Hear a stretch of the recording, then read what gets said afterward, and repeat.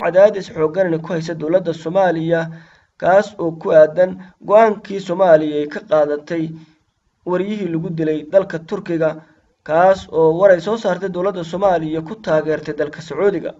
fila Soomaaliya ayaa lagu eedeeyay in si aan ka fiirsi lahayn ugu dhaxdhacday xiisad u dhaxaysa Turkiga iyo Sacuudiga maadaama xukuumadda Ankara ay ka xumaatay dalkeeda in lagu dilo qof ajnabi ah taas oo yareynaysa kalsoonida lagu qabo xasiloonida Turkiga iyo hay'adaha amniga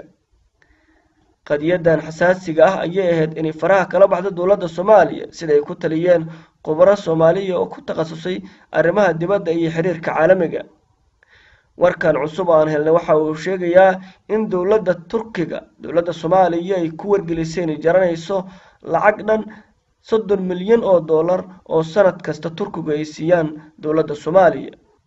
lacagtan oo lagu kaba jiray miisaaniyadda dowladda sanadlaha ah ayaa Turkigu waxa ay sheegeen in ka jaranayso dowladda Soomaaliya haddii aysan qaadin tallaabo ka bedelan tii ay ku taageertay dalka Sacuudiga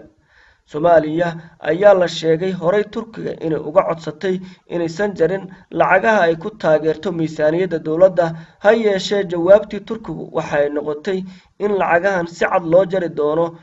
Soomaaliya haddii aysan ka laaban go'aankii Sacuudiga ay kula safatay isla markaana raali gelinaysan ka bixin waxaana u muuqataa arrin ku adkaanaysa dowladda federaalka waa tallaabadii saddexaad ee Turkigu ay ku cadaadinayso dowladda Soomaaliya iyadoo horay safiirkeeda Soomaaliya Turkigu ugu wargelisay inuu yareeyo dhaqaaqyada siyaasadeed ee Soomaaliya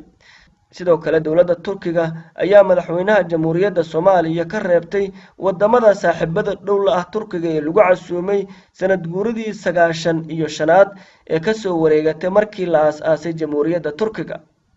Turkigu waxa uu ka mid yahay wadamada sida weyn u taageera Soomaaliya waxaana ay fadeexad ku tahay madaxda dowladda Soomaaliya haddii uu si cad u xumaado xiriirka labada dowladood waa Soomaaliya iyo Turkiga